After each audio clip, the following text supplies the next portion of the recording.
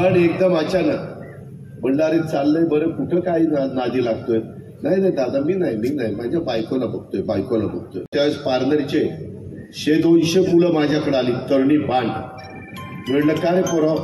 म्हणले दादा आम्हीच निलेशला आमदार केलं, जीवाचं रान केलं, परंतु निलेश आम्हाला विसरला. त्याच्यामध्ये तो विजय आवटी नगराध्यक्ष होता तिथं निर्लाजा. माझ्या तिकडेही सभा चाललेल्या आहेत, बाकीच्याही भागामध्ये जावं लागतं. पण एक आपला तरुण सहकारी उभा आहे, दुसऱ्यांदा जनतेचा कौल मागतोय. दिल्लीमध्ये केंद्रात जाऊन आपल्या भागातले केंद्राचा निधी आणण्याच्या करता प्रयत्न करतोय आणि त्याच्यामुळंच त्याच्या प्रचाराच्या निमित्तानं आज मी इथल्या मायबाप जनतेला भेटण्याच्या करता, त्यांना काही माझे विचार त्यांच्यासमोर मांडण्याच्या करता आलेलो आहे. पुण्यश्लोक अहिल्यादेवी होळकर यांचं जन्मस्थान जामखेड तालुक्यातील चौंडी येथे आणि त्यांनी केलेला अलौकिक राज्यकारभार चित्र आपल्याला सगळ्यांना पाहायला मिळेल. त्या खोलामध्ये मी जात नाही कारण त्याला वेळ फार लागेल. पण मित्रांनो, कधी आम्ही वडीलधाऱ्यांचा अनादर केला नाही. वडीलधाऱ्यांना दैवत मानून आम्ही काम केली. परंतु वडीलधाऱ्यांनी तरी 80 वर्षाच्या पुढे गेल्यानंतर इतरांना संधी दिली पाहिजे. इतरांना संधी कधी मिळणार. त्यामध्ये राज्य सरकारमध्ये 58 वर्षाचा कामगार झाला, अधिकारी झाला की तो रिटायर होतो. IAS ऑफिसर 60 वर्षाचे झाल्यावर रिटायर होतात. राजकारणामध्ये भारतीय जनता पक्ष 75 वर्षाचे झाल्यानंतर बहुतेकांना रिटायर करतात. परंतु आमच्यामध्ये पुढे रिटायर व्हायचं नावच घेईना. आम्ही 60च्या पुढे गेलो. आम्ही किती दिवस थांबायचं. आम्ही कामात कमी आहे का? नाही. आम्ही विकास करतो का? करतो. प्रशासनावर आमची पकड आहे का? आहे.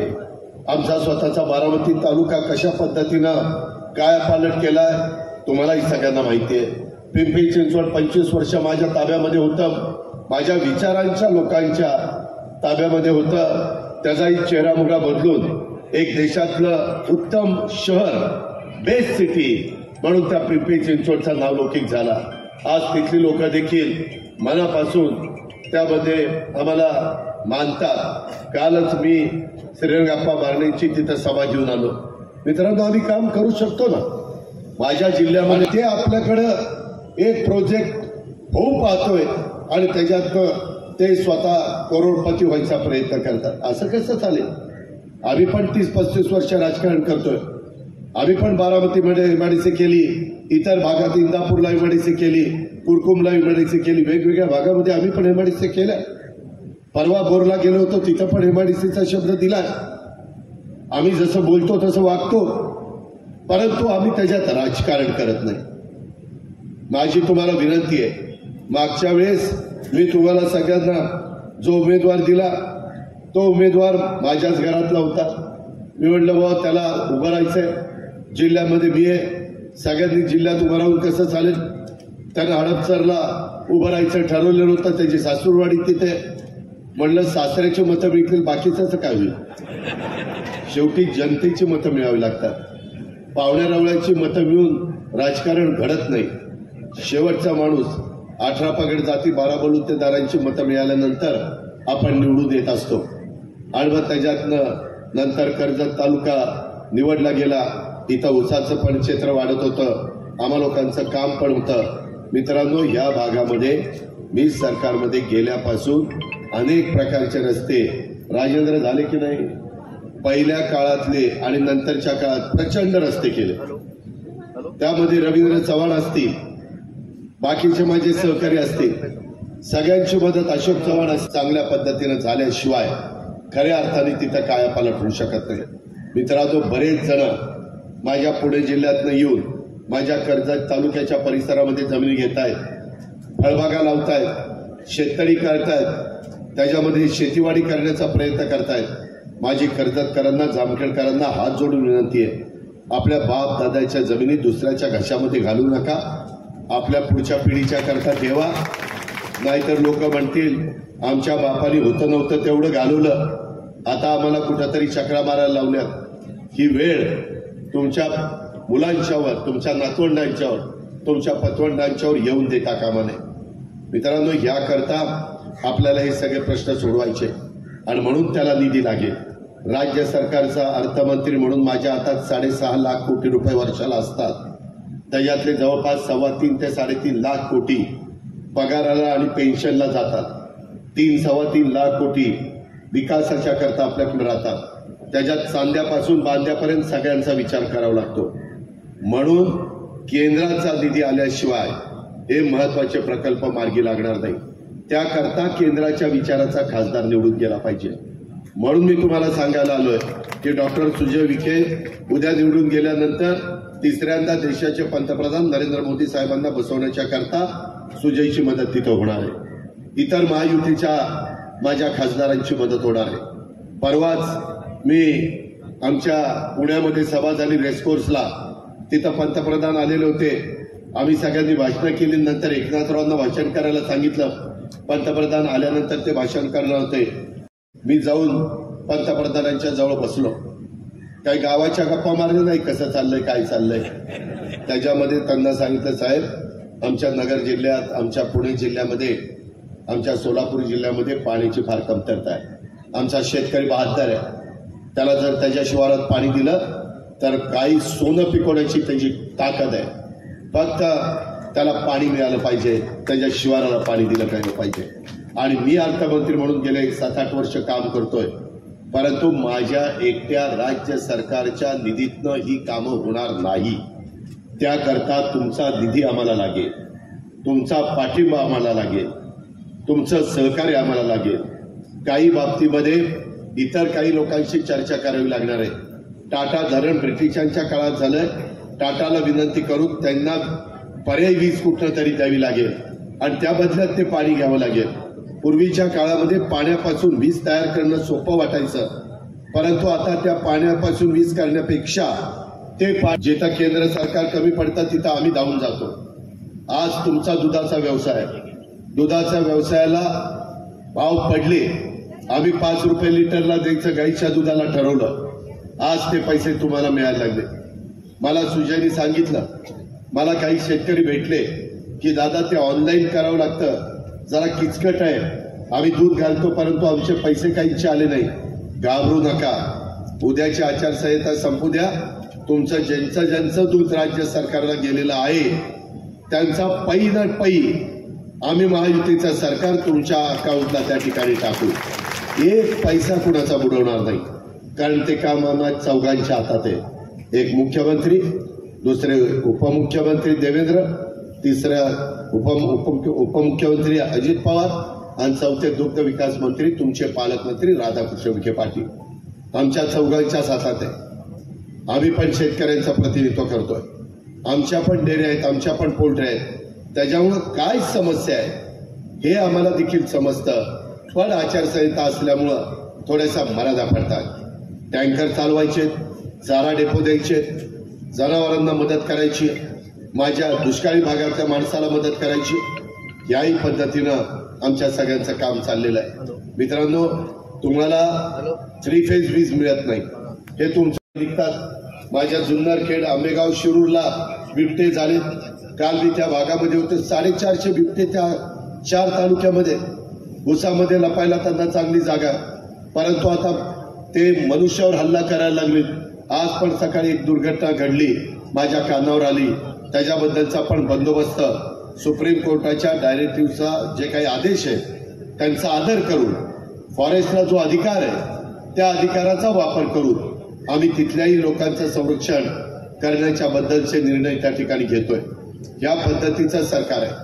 मित्रांनो, आज तुमच्या कर्जत जामखेड तालुक्यामध्ये जो काही पैसा गेल्या 4.5 वर्षामध्ये आला, तो पैसा देत असताना अर्थमंत्री अजित पवार होता.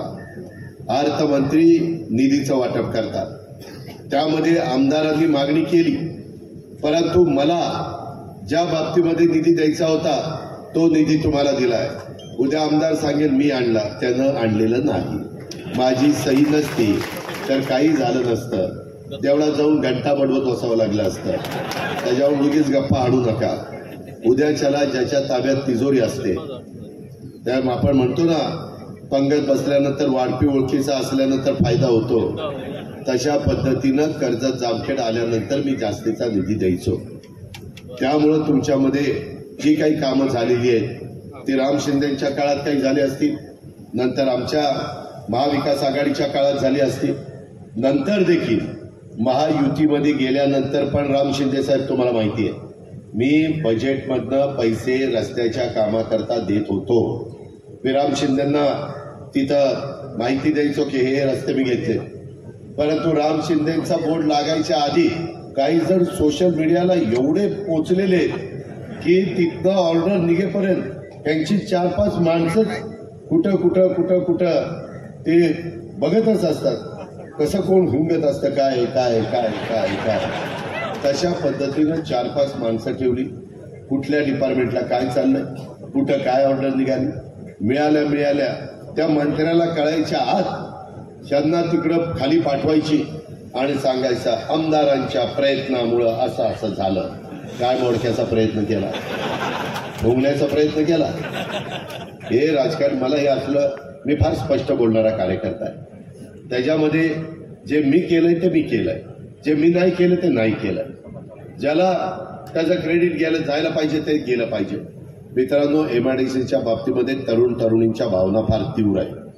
त्यांच्या हाताला काम दिल्याशिवाय त्यांचं उद्याचं भवितव्य उज्ज्वल होऊ शकत नाही. पाठीमागं तर महाविकास आघाडीच्या काळात सुभाष देसाई उद्योगमंत्री होते, तरी देखील 2.5 वर्षात सुभाष देसाईंच्याकडनं तुमच्या आमदाराला MIDC करता आली नाही. त्याचं उत्तर दे म्हणा.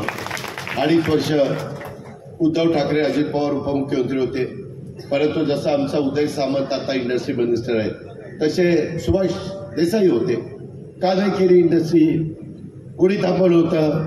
तेव्हा तर राम शिंदेचा प्रश्नच नव्हता, कारण ते विरोधी पक्षामध्ये होते. सुजयचा प्रश्न नव्हता, तोही त्या ठिकाणी विरोधी पक्षाचा खासदार होता. मग का नाही झालं? त्याचं उत्तर दिलं पाहिजे ना. मगाशी कोणतरी बोललं, मला वाटतं बाळासाहेब बोलले की दादा ते लयच बोलायला लागले. अरे काही जण, आम्ही राजकारणात आल्यानंतर 15 वर्ष झाली, मी 90 एवढी घाई झाली, पहिल्याच टर्मला त्यांना राज्याचा नेता व्हायचं, राज्याचा नेता. अरे बाकीकडे मागं बघ काय चाललंय काय नाही, कोण आपल्या बरोबर आहे कोण नाही. पुढं निघाला मागं सगळं मोकळं असलं तर कोणी विचारत नाही. आज माझ्या बरोबर 80% आमदार आहेत म्हणून आम्हाला काहीतरी समाजात किंमत आहे. नाहीतर तू लढ, मी कपडे सांभाळतो, काय त्याला अर्थ? त्याला काही अर्थ नसतो. मित्रांनो, भावनिक होऊ नका. भावनिक होऊन प्रश्न सुटत नाही. आज देखील समोर मी सुजयच्या जे उभा आहे त्यांना पण मी गेले 4.5 वर्ष निधी देण्याचं काम केलं. जो काही निधी आला त्याला आम्हीच कारणीभूत आहे. पण एकदम अचानक भंडारीत चाललंय, बरं कुठं काय नादी लागतोय? नाही दादा मी नाही माझ्या बायकोला बघतोय. आणि असं केलं त्याला नंतर बाकीच्यांनी नादवला. ती पट्टा स्वतःच लोकसभेलाच उभा राहिला. अरे अजून पहिल्यांदा आमदार हो, 5-10 वर्ष काम कर, अनुभव घे, एकदम केंद्रातच. तिथली माहिती का आपल्याला? कसं बोलायचं, काय करायचं, कसं बसायचं, कसं उठायचं, कसे मुद्दे मांडायचे. आपली झाकली मूठ 1.25 लाखाची बरी आहे, नको राहू नाही घाई करू. पण नाही दादा मला जायचं असं नसतं.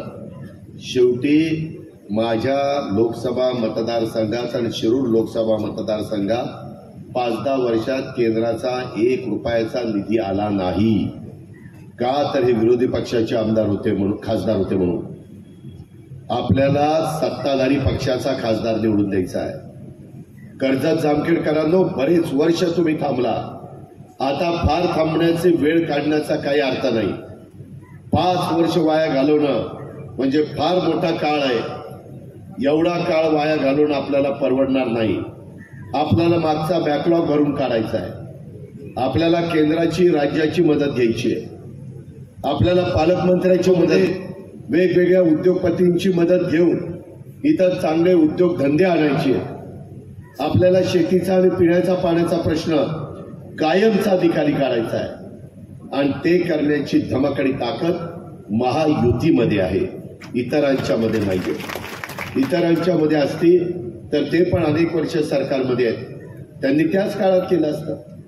अनेक जण 4-4 वेळेला मुख्यमंत्री राहिले, अनेक जण वेगवेगळ्या पदांच्यावर राहिले, परंतु त्या काळामध्ये प्रश्न सुटलेले नाहीयेत. आता नवीन टेक्नॉलॉजी आलेली आहे, नवीन काही गोष्टी आमच्या सगळ्यांच्या ध्यानामध्ये आलेल्या आहेत. त्याकरता माझी आपल्याला विनंती आहे की हे बाकीचे जे काही सांगतायत, खोटं नाटं सांगून लोकांची दिशाभूल करतायत. मगाशी सुजयनी सांगितलेली गोष्ट खरी आहे. मी ज्यावेळेस लोकांना भेटत असतो त्यावेळेस पारनेरचे 100-200 मुलं माझ्याकडे आली, तरुणी बांड. म्हणलं का रे पोराव? म्हणले दादा आम्हीच निलेशला आमदार केलं, जीवाचं रान केलं, परंतु निलेश आम्हाला विसरला. त्याच्यामध्ये तो विजय आवटी नगराध्यक्ष होता, तिथं 2 विजय आवटी आहेत, एक माजी आमदार आणि एक नगराध्यक्ष. तोही मला भेटायला आला.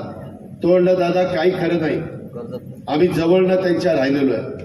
त्यांनी इतकं त्याच्याबद्दल सांगितलं की ते सांगायचं म्हटलं तर संध्याकाळ होईल. मित्रांनो, आपण उगीच बाऊ करू नका कुठल्या गोष्टीचा. आपल्याला काय आपल्या फायद्याचं आहे, काय आपल्या शेतीच्या आणि पिण्याच्या पाण्याचा प्रश्न सोडवणार आहे, काय आपल्या कर्जत जामखेड परिसराचा विकास करण्याच्या दृष्टिकोनातनं. सगळीकडे 100% पाणी मिळत नाही, परंतु जिथं शक्य असेल तिथं पाणी देणं, तिथं लोकांना मदत करणं, आणि जिथं पाणी जाऊ शकत नाही तिथं MIDC करणं, तिथं रोजगार निर्माण करणं, काही ठिकाणी सोलर पॅनल बसून तिथं सोलरमधनं वीज तयार करणं, अशा वेगवेगळ्या प्रकारच्या अनेक गोष्टी आपल्याला सगळ्यांना करता येतात. म्हणून माझी तुम्हाला ह्या सभेच्या निमित्तानं आग्रहाची, नम्रतेची, कळकळीची विनंती आहे की आपण त्या संदर्भामध्ये मला काहींनी सांगितलं की दादा या तालुक्यामध्ये आरोग्य कृषी विभागात 5 वर्ष व्यवस्थित कारभार नसल्याच्या तक्रारी आहेत. येथील आरोग्य कर्मचारी कृषी कर्मचाऱ्यांच्यावर स्थानिक आमदार दबाव टाकतात, अशा पण तक्रारी माझ्याकडे आलेल्या आहेत. येथील कर्मचाऱ्यांना, सरकारी कर्मचाऱ्यांना वेटीस धरलं जातं, दबाव टाकला जातो. हे खपून घेतलं जाणार नाही. मला अधिकाऱ्यांना, कर्मचाऱ्यांना सांगायचं आहे, सरकारमध्ये आम्ही लोक आहोत. त्याच्यावर उगीच कुणाचं चुकीचं कुणी सांगत असेल, नियमाच्या बाहेर जाऊन सांगत असेल, मी सांगेन तेच झालं पाहिजे, असं खपून घेतलं जाणार नाही. त्याच्यामध्ये मागच कदाचित 2.5 वर्ष झालं असेल, परंतु आता तिथं कुणाचं काही निमगाव, गांगर्डा या गावातून 17 गावांची पाणीपुरवठा योजना आघाडीच्या काळात केलेली होती, ती कार्यान्वित झालेली नाहीये. का कार्यान्वित झाली नाही? त्याच्यामध्ये अडचण काय आहे? लोकप्रतिनिधींनी अडचण सोडवायला नको? त्याच्या संदर्भामध्ये अरे बाबा, पहिल्यांदा ज्या भागांनी आपल्याला संधी दिली त्यांची कामं करणं, तिथं वेळ दे ना. उगीच सुटायचं, इकडं सभा तिकडं सभा, विदर्भात सभा, आता पदयात्रा पुण्यावरून नागपूरला. अरे काय नडलंय? इकडं चाल ना तू बाबा. कर्जत जामखेडमधनं सगळी यात्रा केली असती, सगळा तालुका पायाखाली घातला असता तर लोक म्हणले असते नाही ही प्रश्न समजून घेतो, प्रश्न समजून घेतो. ही निघालाय मोठा नेता व्हायला, आणि त्याच्यामध्ये कुणी त्याच्याबरोबर नव्हतं. जयंत पाटील तर मला म्हणले मी शेवटच्या सभेला जाईल, मी मध्ये चालायला जाणार नाही. जयंत पाटील गेले नाही. माझ्या माहितीप्रमाणे सुप्रिया पण गेली नाही, कारण हीच मोठा नेता व्हायला लागल्यावरती दोघं काय करणार? हा, या पद्धतीनं त्यामध्ये जामखेडला, तिथं काही माझी जामखेडची पण मंडळी आहे, तिथल्या मेडिकल कॉलेजमधल्या तक्रारी आमच्या कानावर आलेल्या आहेत. तिथं तरुणीवर अन्याय, अत्याचार झालाय अशी माझी माहिती आहे. त्या अत्याचार, अन्यायाच्या घटना काही राजकारण्यांनी तिथल्या आरोपीला पाठबळ दिल्यामुळं घडल्या अशी तिथं भावना आहे. त्या संदर्भामध्ये आम्ही ज्यावेळेस 7-7 वेळाला आमच्या मतदारसंघातून निवडून येतो, त्यावेळेस आमच्या जवळचा माणूस जर माझ्या आया बहिणींच्यावर अन्याय, अत्याचार करायला लागला तर आम्ही त्यालाही सोडत नाही. आम्ही पोलिसांना सांगतो घे टायरमध्ये आणि होऊ दे तुझं काम सुरू. कायद्याने, नियमाने, कायद्याच्या चौकटीमध्ये बसून, कारण कायदा सर्वांना सारखा आहे. परंतु इथं नक्की काय झालंय याच्याबद्दल देखील सुजय रामभाऊ याच्या खोलात जावं लागेल. इथं काहीतरी कर्जत जामखेडला आरोग्य विभागाच्या तर्फे पुरवण्यात आलेल्या वेगवेगळ्या शवपेट्याच्या बद्दल पण तक्रारी आहेत. तिथं जे लक्ष द्यायला पाहिजे होतं ते लक्ष दिलं गेलं नाही. आपल्या कर्जत जामखेडमध्ये रोजगाराचा प्रश्न मोठा गंभीर आहे. रोजगाराच्यासाठी स्थलांतरांची संख्या झपाट्याने वाढतीये. ऊसतोड कामगार, वीटभट्टी,